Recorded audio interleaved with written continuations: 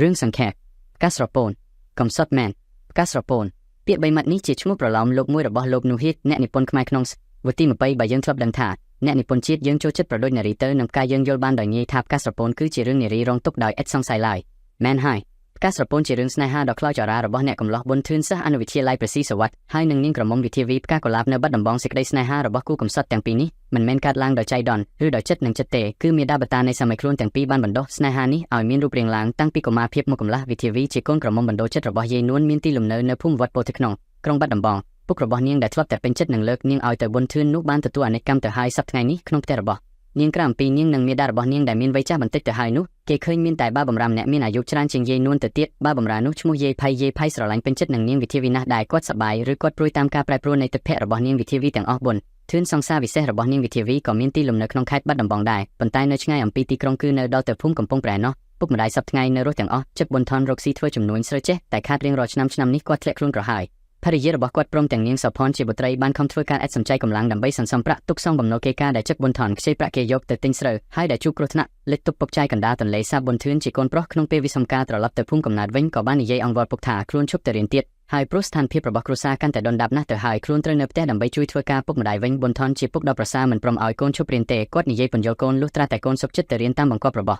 ់គាត់ចាប់តាំងពីបានដំណឹងច្បាស់ថាគ្រួសាររបស់ជឹកប៊ុនថនធ្លាក់ខ្លួនក្រក្នុងទុក្ខភាពលោកយាយនួនខំពន្យល់ណែនាំនាងវិធាវីជាកូនឲ្យលះបង់សេចក្តីស្នេហាអំពីប៊ុនធឿននាងវិធាវីអន់ចិត្តនឹងមានដោយណាស់តែនាងមិនហ៊ានពាក្យសម្ដីអ្វីដែលអាចនាំឲ្យអ្នកផងទាំងពុងថ្លោទោសថានាងជានារីអកតញ្ញូបានឡើយនាងចេះតែសោកសង្រេងនឹកទៅដល់ប៊ុនធឿនទាំងយប់ទាំងថែងថ្ងៃមួយ14ខែសុយេតប៊ុនធឿនបានទៅលេងឯទីក្រុងបាត់ដំបងបានឆ្លៀតឱកាសទៅជួបនាងវិធាវីបានមួយផ្លែតនាងក្រមុំបានឲ្យរូបថតមួយសន្លឹកមកប៊ុនធឿនដើម្បីទុកជាអនុស្សាវរីយ៍ហើយបានតែផ្ដាំប៊ុនធឿនឲ្យខំយកចិត្តទុកដាក់ក្នុងការសិក្សាដើម្បីឲ្យបានសម្រេចលទ្ធផលព្រមទាំងសន្យាថានាងនៅរងចាំប៊ុនធឿនជានិច្ចឥឡូវនេះបវេសនការថ្មីបានមកដល់ទៀតហើយប៊ុនធឿនក៏បានចូលទៅនៅក្នុងអនុវិទ្យាល័យស៊ីសវត្ថិទៀតពេលដែលប៊ុនធឿនកំពុងតែបើកសៀវភៅសិក្សាលោកយាយនួនបានបង្ខំចិត្តវិធាវីជាសង្សារឲ្យរៀបការនឹងអ្នកកំឡោះណៃសិតកូនប្រុសរបស់លោកណៃសៀនជាអ្នកមានសម្បត្តិស្តុកស្តម្ភក្នុងខេត្តបាត់ដំបងវិធាវីស្អប់ខ្ពើមណៃសិតជាទីបំផុតហើយនាងខឹងនឹងម្ដាយនាងក៏មិនតិចដែរប៉ុន្តែនាងមិនហ៊ាននឹងរឹងរូសនឹងម្ដាយនាងទេនាងសរសេរសម្បត្តិប្រាប់រឿងរ៉ាវនឹងឲ្យប៊ុនធឿនដឹងព្រមទាំងប្រកាសថានាងមិនព្រមរៀបការជាមួយនឹងបុរសដទៃណាក្រៅពីប៊ុនធឿនឡើយកំឡោះប៊ុនធឿនផាញ់សម្បត្តិមកអង្វរវិធាវីឲ្យសុខចិត្តរៀបការជាមួយកំឡោះណៃសិតទៅព្រោះគេជាអ្នកមានគេអាចរកសុភមង្គលមកឲ្យគ្រួសារបានដោយងាយ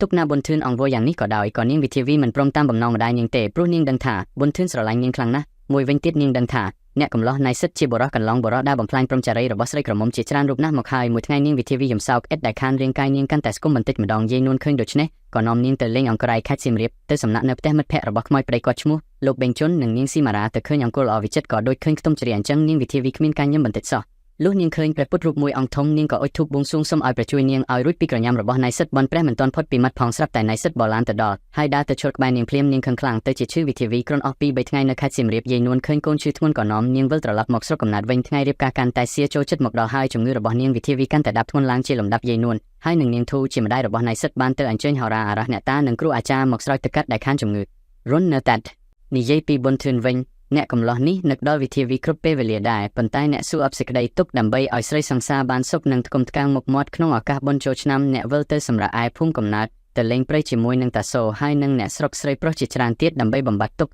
អ្នកស្រុកអ្នកភូមិកំពុងប្រជោលព្រៃរនាមដើម្បីរកទឹកឃ្មុំចំណែកប៊ុនធឿនចូលព្រៃរនាមដើម្បីកម្ចាត់ជំងឺទ្រូងដែលកើតឡើងពីរឿងជីវិតលុះអ្នកវិលពីព្រៃរនាមមកវិញក្រោយដែលបានយកជ័យជំនះអំពីពួកចៅអ្នកសំលៀកពុកម្ដាយទៅលេងក្រុងបាត់ដំប